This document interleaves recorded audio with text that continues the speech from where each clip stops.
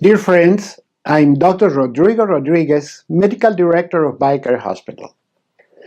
And what a better opportunity to have a nice chat with you, to talk one-to-one, to be welcome at your home, at your workplace, at your car's radio, in order to have a one-to-one conversation about matters that are very important. They're actually a matter of life and death. That's how important they are. And what dismays me is all the tools we have to bypass, to prevent, to avoid the catastrophic condition that we're seeing with health in our time, and the very little that we do because we do not have a consciousness about it, because we don't fully understand the importance of it all. So please just lend me a little bit of attention for a little while, and you're going to see how important this conversation can be and how it can change the way you live and the way that people around you live, and the most important, how healthy you're going to be, and what about longevity. So let's talk about that, because this is very important. I'm a doctor, medical director of BioCare Hospital. I have been a doctor for over 50 years. I have seen a lot of things in these 5 decades, and I have seen a lot of sick people, unfortunately.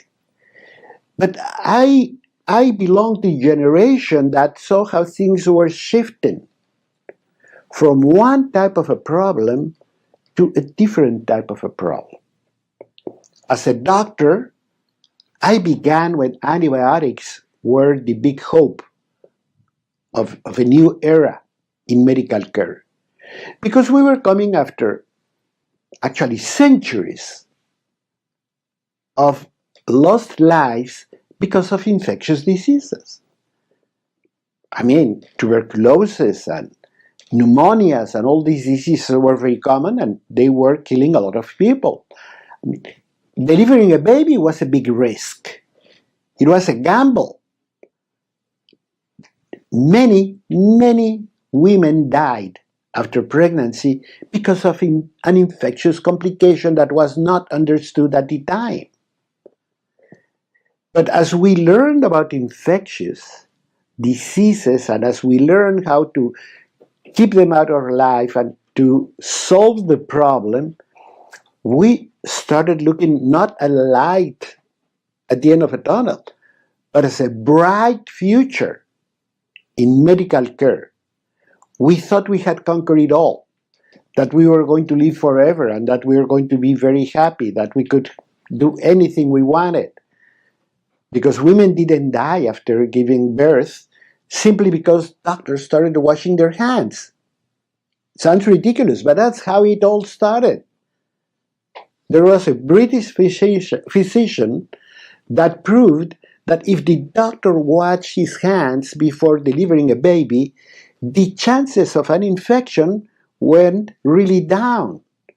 And then we learned about, from that experience, a lot of things to keep things clean, to keep bacteria out of the scenery in order to prevent infection. But when antibiotics began, antibiotic therapy probably started at the end of the 1930s with the sulfa drugs. I don't know if any of you remember sulfas. And then antibiotics, penicillin and everything. I give you a little piece of history. The man who discovered penicillin lies at the Westminster Cathedral. Why?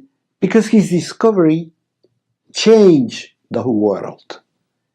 Just one single medical product, penicillin, changed the world.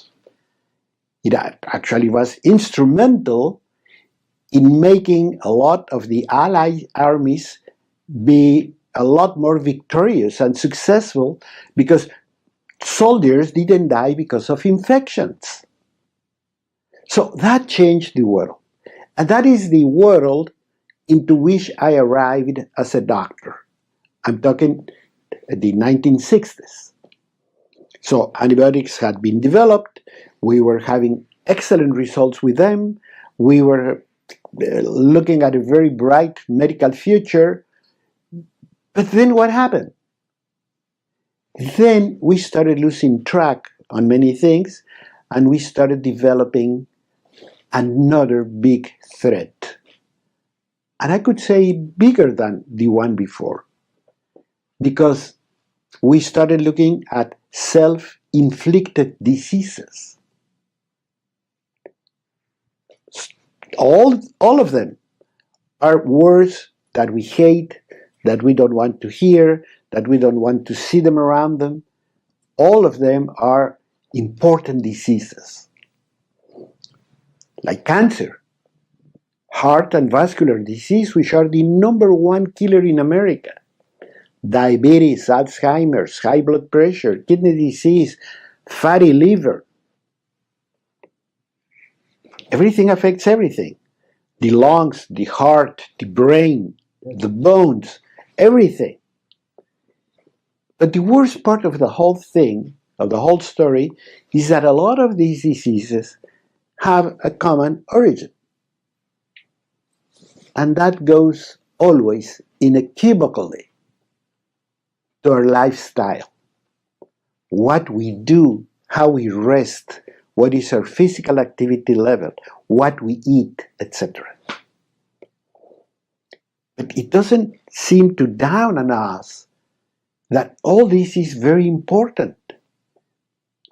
I was just having a conversation this morning with a patient of ours who comes from Alaska. I love Alaska. I love the countryside. I love the people in Alaska.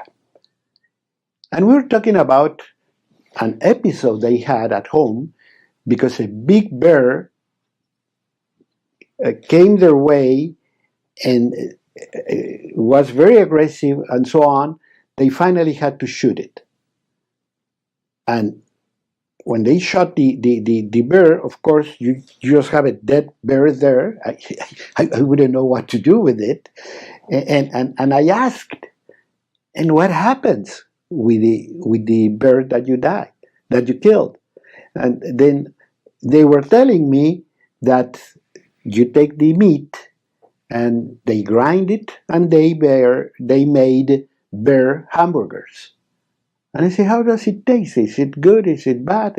In Alaska, they eat a lot of things. They eat moose, they eat bears, they eat a lot of things that we normally do not eat. Nevertheless, when talking about the bear, these people told me, it was a very good part of the year. We could have the meat. I said, what do you mean good time of the year? And they said, well, this is the time when you have all the forests in full bloom, and you have all the berries, and everything is surrounded by all these excellent fruits and berries and nuts and everything that the bear eats. So the meat is very good. It tastes very good. I said, is there a time when it's not good? She says, well, you have to be aware of bears that go into the cities and eat from dumpsters. Because as they eat all that garbage, the meat is unpleasant. It smells bad. It has a bad taste. You don't like it. You can tell. And I said, you're giving me a great idea. This is something I have to share with my audience. If you eat right, the meat is going to be palatable and good tasting and everything. If you eat your berries, your nuts, everything. But if you go to a dumpster, in other words, if you eat garbage, you're not going to have an unpleasant flavor or smell or anything like that, let alone health. That's how important it is. And that's why I want to talk about this. Now let me tell you, In the last few years, because of a lot of medical intervention and so on, some forms of cancers are beginning to decline. Good news! But don't go to any party yet. Because as we see the decline of the overall number in cancer, we're seeing an increasing number of cancer patients among the younger generation. So overall, the numbers might look good, but we're looking at more and more people with cancer, younger and younger. And one cancer in particular, colorectal cancer, is rising. It's rising between 2 and 4% annually for the last 30 years. So imagine 2-4% per year over that period of time. It's a huge increase in colorectal cancer. What are we doing? This definitely has to ring a bell. This definitely has to be a cause of alarm. Okay, I'm an older person, I'm a senior citizen, and I might be in fairly good shape if I ever get cancer. But what about my son? What about my grandchildren? You see how important it is? That's why I want you to stay with me. You have to listen through because you're going to learn and hopefully change the way you live.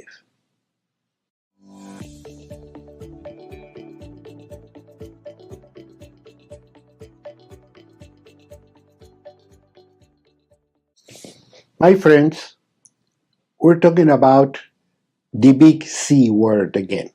We're talking about cancer. And I'm never going to stop talking about cancer because I think I have a lot of answers to deal with it. But those answers are not going to happen unless you and I have this conversation. And unless you help me to spread the word. I'm Dr. Rodrigo Rodriguez, Medical Director of BioCare Hospital. And over 50 years, I go to a hospital every day. And I have seen cancer. I've seen cancer up close. I've seen it, how it can devastate a family, how it can devastate an individual, how dramatic the evolution of cancer can be. And I know I have tools to prevent it. You do not want to get cancer, believe me. Even in the best of the cases, it's not fun to have cancer. It's not good to have cancer. And the numbers tell me more and more that I'm right. Statistics prove that yes, I can make changes in my life so I do not get cancer. So why don't I get all that in motion? Why don't I learn more about it? And this is something that we have to talk about. Education. We have to educate ourselves in order to know what to do and how to deal with our bodies so we do not get cancer in the first place. Then we have to learn about early detection. How to detect it as early as possible so we can manage it a lot easier with a lot more success. But today I'm talking about something that worries me a lot, that it's real cause for alarm. How the numbers of colorectal cancer, and this is very important, this is a very important cancer, is the number 3 of deadly cancers that are affecting us. After breast and prostate, Now colorectal cancer has managed to become the third most important cancer. And the worst part of the whole thing is that even though the overall numbers look good, the increase in the frequency, in the incidence of cancer, of colorectal cancer in particular, that we're mentioning today, is happening in individuals under 50 years old. Not only that, under 30 years old, we're seeing a staggering number of new cases. If you're 30 years old, you're planning your family, you're planning your life, you're beginning your first jobs, you're beginning to be really important, you're beginning to create the financial foundation of your whole life. You do not have time to get cancer. You do not have time to go to a hospital for radiotherapy. You do not have time to be out of work for weeks because you had surgery. You want to be healthy. But we have here several problems.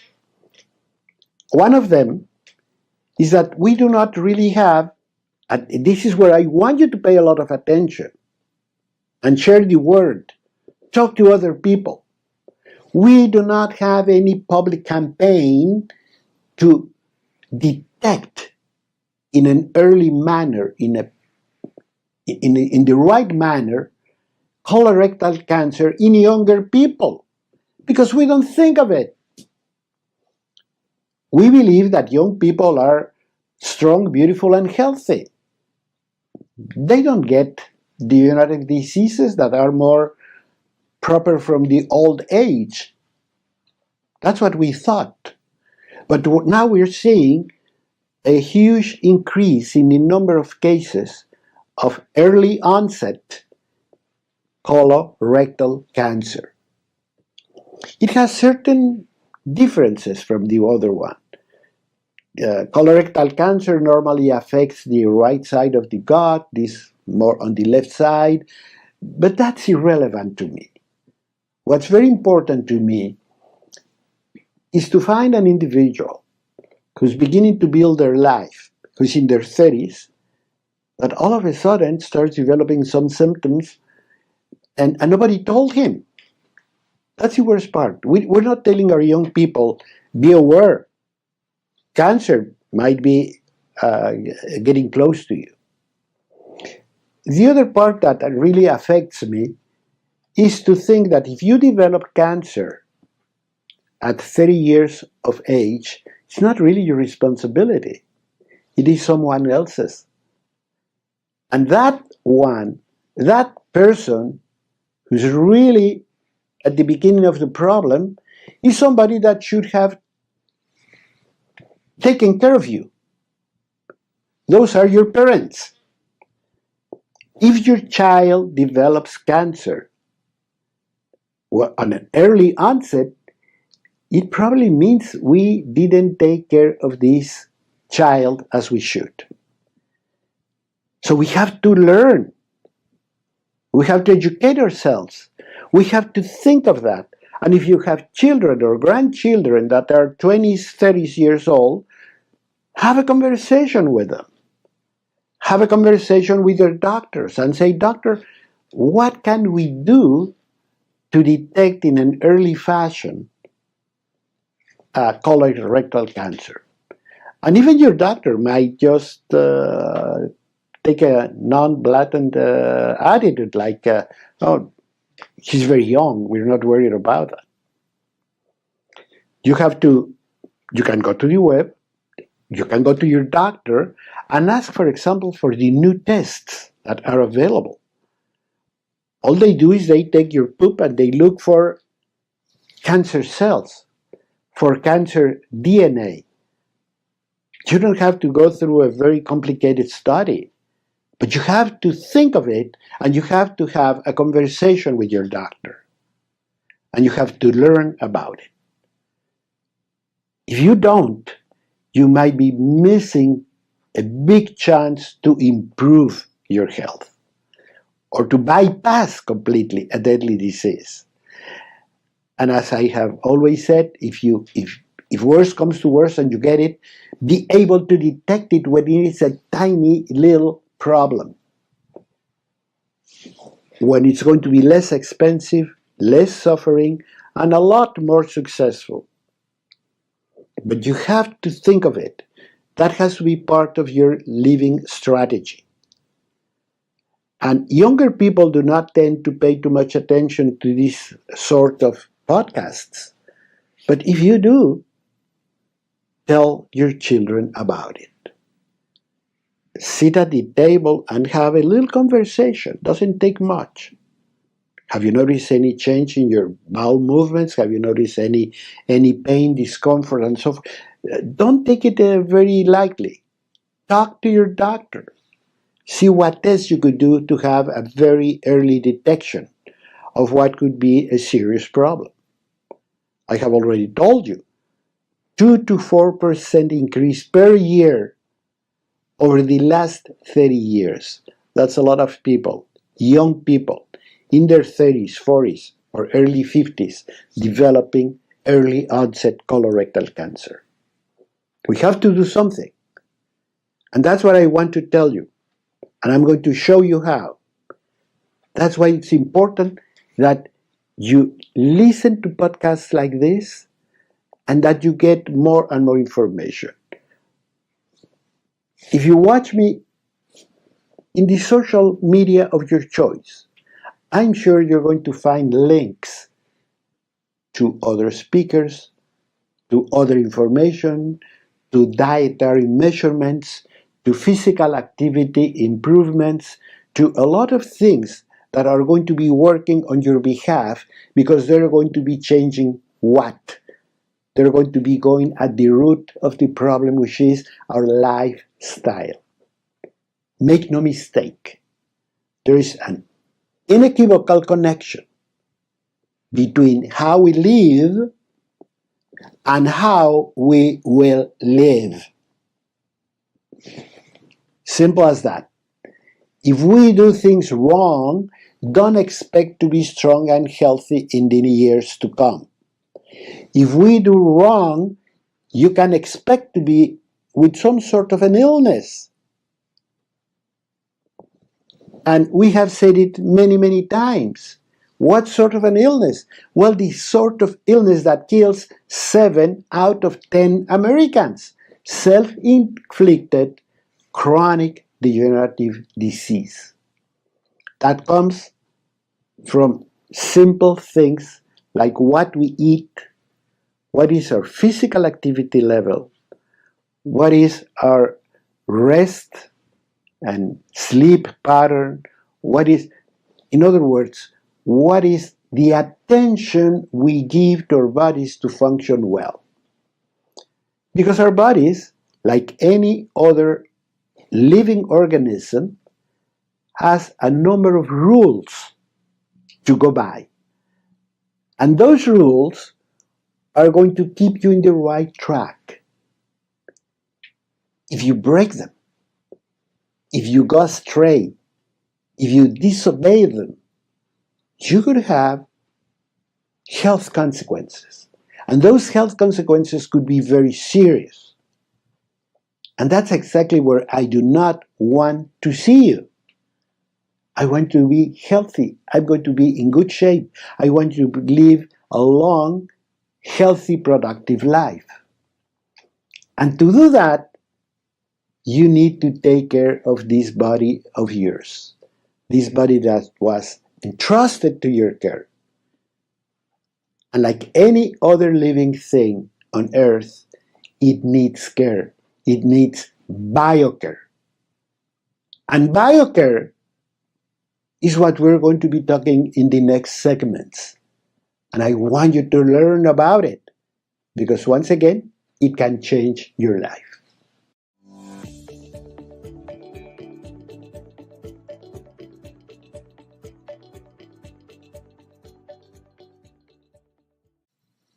You are with Dr. Rodrigo Rodriguez, Medical Director of BioCare Hospital.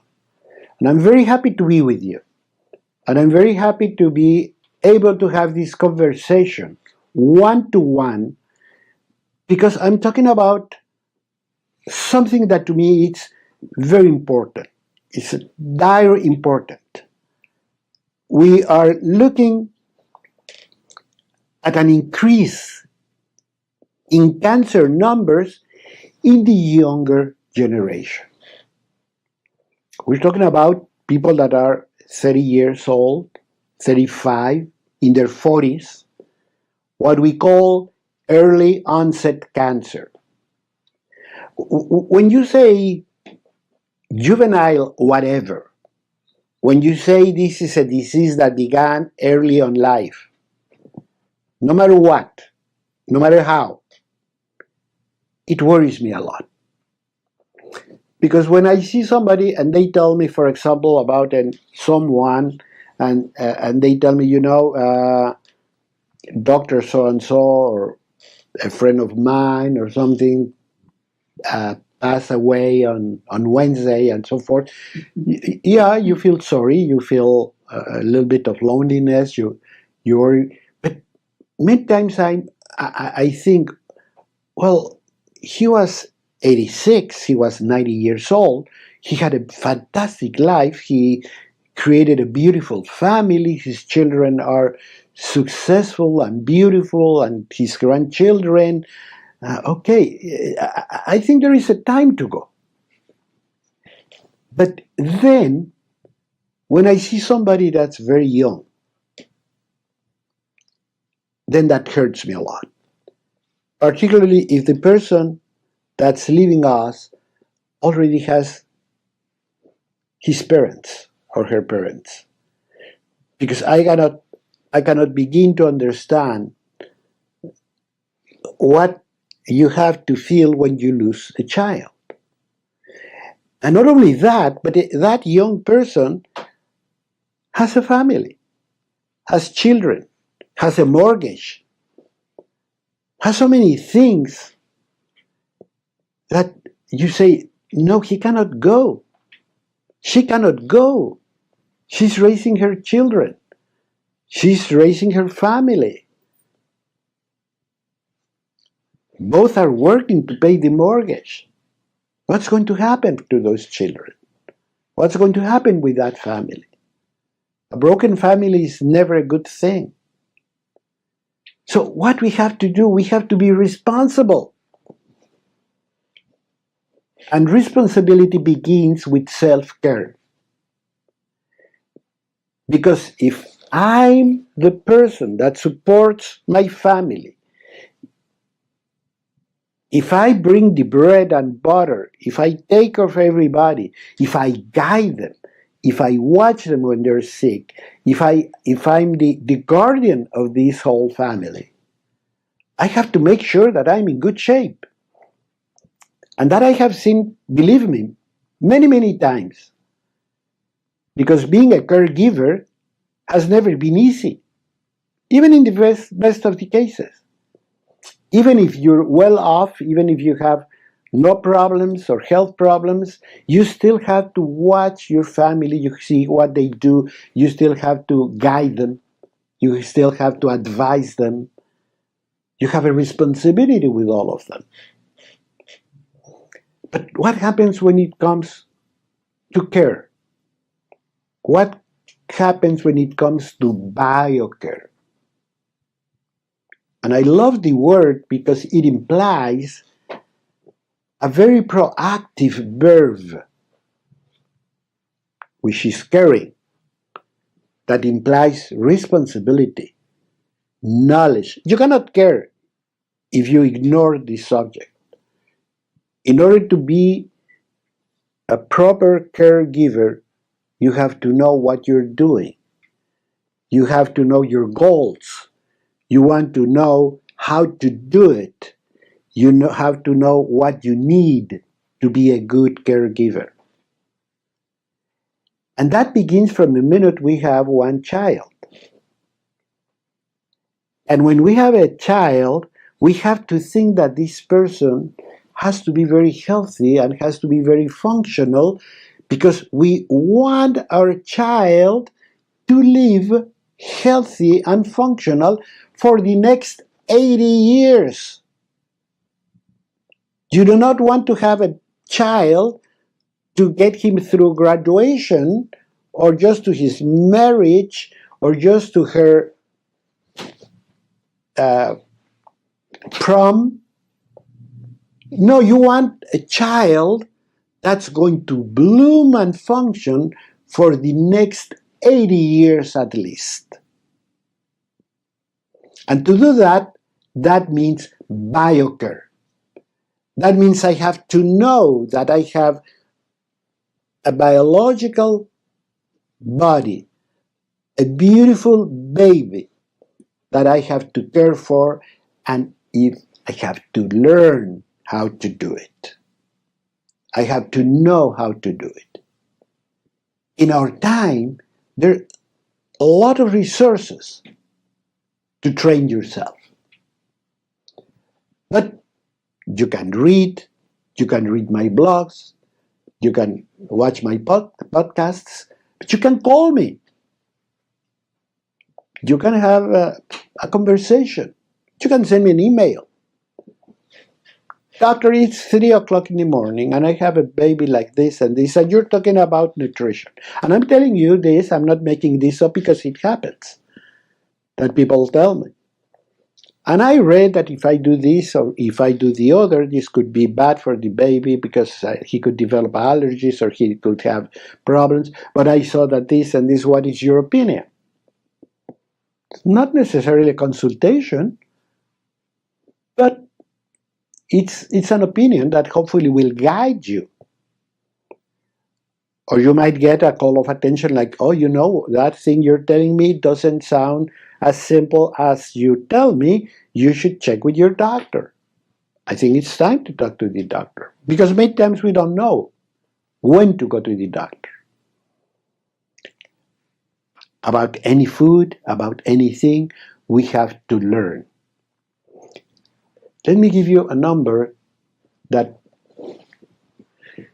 you probably know, you probably understand, you probably already have thought of it. Early onset colorectal cancer has been connected statistically to obesity in children. And again, the problem is not if you're fat or not. The problem is that obesity tells a story. And the story is that if you're obese as a child, you're probably eating the wrong stuff, the wrong amounts, and nobody really cares for you. If you have an obese child, nobody cares for you.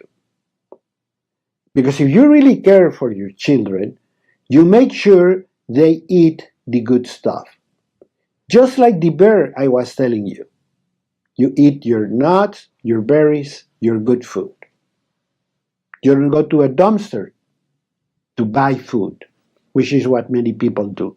Why? Because they just want children filled, not fed. So, okay, shut up. You can have this junk food and stop bothering me, because I don't have time to cook, I don't have time to look for, I don't have time to make a salad, I don't have time to go to a market, I'm just fill you up and shut up. So if you're an obese child, chances are that the people you live with don't really take care of you. If they did, they would check matters differently, they would take you to a doctor, they would look for advice, and they would put a lot of time and effort in showing you a better way. So, early obesity or obesity during adolescence has been connected to early onset colorectal cancer. There's another good reason for that, and that is the intestinal flora. Obese children eat the wrong thing that does not feed the intestinal flora. And one of the functions of the intestinal flora is produce essential fatty acids, and some of them will block cancer cells from developing. If you don't have those good bacteria, you let cancer cells progress. Those same essential fatty acids, some of them will fight cancer, some of them will fight what? Diabetes. So if you have the wrong type of intestinal flora, your chances of developing both diabetes or early onset cancer are going to go way up. So if you develop cancer when you're young, it's because somebody at home didn't take good care of you. And that is BioCare. BioCare is getting involved, being very proactive in making sure that this living organism is going to develop strong and healthy. And that could be my pet, that could be a tree, that could be a rose bush, or it could be my child. I'm going to feed it well. I'm going to water it well. I'm going to make sure it rests well. I'm going to make sure that it gets physical activity. I'm going to make sure that grows beautiful and nice. And I'm going to look at my baby every day to see that it's developing well. And if I find something that's unusual, I'm going to ask somebody. I'm going to ask my mother-in-law. Remember that a grandmother is worth 10 pediatricians, as a good friend of mine always said. So I would ask anybody that knows more about childcare, but you have to show some interest. And that interest, of course, can take you to the doctor's office and say, the worst that could happen is that tell you everything is fine. And that's good news. But what if they tell you, oh, this is wrong, just beginning, we can solve it. And the more you get interested, the better off you're going to be. I know people that know a lot about cat food, or people that take fantastic care of their dogs. Yet the children are not under the same sort of standard. Early onset cancer comes from the hands of whoever took care of you. So if you're a parent, if you're a teacher, change. We need BioCare.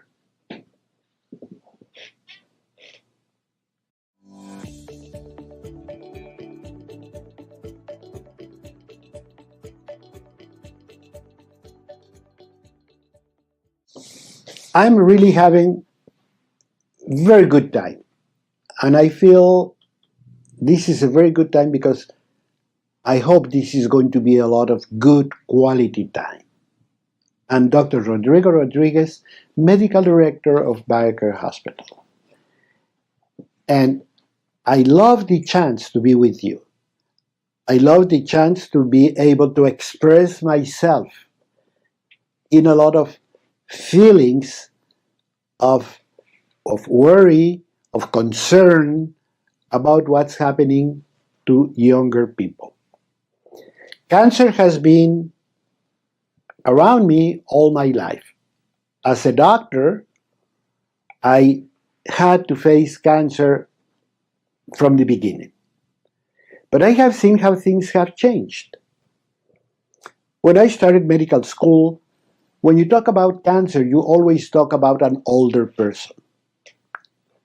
You'd say, well, she had cancer, and how old is this person? And this was older people, 70s, if not 80s. You would not think of cancer in anybody under 50. I mean, let alone under 30. But things started to change. And then all of a sudden we started looking at people in their 60s. which was young for a cancer patient, and then 50s, and then 40s. And I have seen how sometimes I see somebody that looks very good, looks very beautiful, handsome, people that come to the office and sit down, and, hi, how are you? And how can I help you? And they say, well, I'm here because I was diagnosed with colorectal cancer, with breast cancer, where you're also looking at people very frequently very young. And you say, oh my God, I thought you came for anything else, not cancer. And then everything you do, you start looking at how cancer progresses in younger people. We have to remember that cancer is our own cells. It's not a bacteria like in infections. It's not a fungi. It's not anything like that. It is one of your own, very own cells that's wreaking havoc in your whole body. And that is because this cancer cell has been allowed to replicate, to prosper, and to create a tumor. What have we done wrong? What has happened? Well, believe me, a lot of the world research, a lot of the best oncological institutions in the world are after this question. Dana-Farber, National Institutes of Health, Massachusetts General, the big oncological centers in America are turning their eyes to the problem of early onset cancer, particularly colorectal cancer, that seems to be increasing and increasing in numbers in the younger generation. Those of us that are in the last part of our lives seem to be spared. But the younger people, 30 years old, 40 years old, 50 years old, are getting increasing numbers of cancer incidents. And they say, well, that is because we don't have really good programs for early detection on younger people for cancer, because we don't think of cancer in young people. Now we have to start thinking about it. If you're 35 years old, you're not excluded from thinking of cancer, from visiting a doctor, from doing tests. And I was telling you that there are coming new tests where you don't really have to do anything other than send poop to be analyzed for cancer cells. And then you go to more important studies. But the first step is very simple. You can do it from home. So all you have to do is think of it. And then see where the problem might be coming from. And I was telling you that obesity as a child or adolescence is a problem. Sweetened beverages have been explicitly pointed at as one of the culprits of colorectal cancer. Sweetened beverages. Dr. Atkins, who was very famous some years ago about the Atkins diet, and he was a very important physician in the metabolic medical world, he always said, remember, every time you have a soft drink, all your body was asking for is a glass of water. If you keep that phrase in your head, that can help you a lot. If you're thirsty, all you need is a glass of water. Skip sweetened. It doesn't matter what you sweeten it with. Sugar, fructose, worse. Non-caloric sweeteners, even worse. This has been proven. I'm not saying it. I'm not making it up. Sweetened beverages are toxic. Don't take them. Just have water. That's what you need. And then the other problem is the lack of physical activity. When we start doing physical activity, it has a lot of very important metabolic consequences. Just think of this for a couple of seconds. It doesn't take too much. Out of your body weight, 2/3, 2 full thirds of your body weight are muscle. That means that a lot of us are muscle. All you have to go is go to the butcher's, and you see that beef thing hanging, and you see meat all over, meat from here to there. But when you look at the organs, they're here, the lungs, the stomach, the heart, etc. That's only 1/3 of the whole animal. Well, same with us. 2/3 of our body weight is muscle.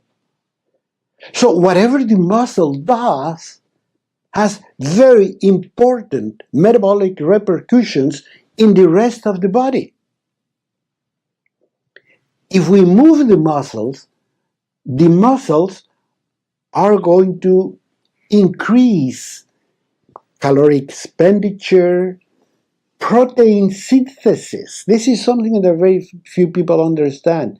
We grow when we exercise. We become stronger when we exercise. We create better tissue when we exercise because muscle activity has that metabolic capacity. And being such a huge, important part of our body, 2/3 of our body weight, it can have universal, important consequences if you exercise or if you do not exercise. So, applying weight to your muscles, moving, going upstairs, downstairs, vacuum cleaning your house, using a broom, mowing your garden, whatever you want to do, but move. So those muscles can keep you healthy. So with those two things in mind, plus the sugary beverages, you could be helping a lot. You could be changing the life and the future of your children. And BioCare is fundamental. To understand that we have to take care of a biological body and how we have to do it. And BioCare is our first name. BioCare is something we know how to do. BioCare has been implemented with the backing of a hospital. In other words, we're putting together all our metabolic knowledge, all our integrative medical knowledge, all our nutritional knowledge with medical modalities. We are a full hospital. We can do things you cannot do in a gym or at home. And we can put everything together. And I invite you, first and foremost, to follow me.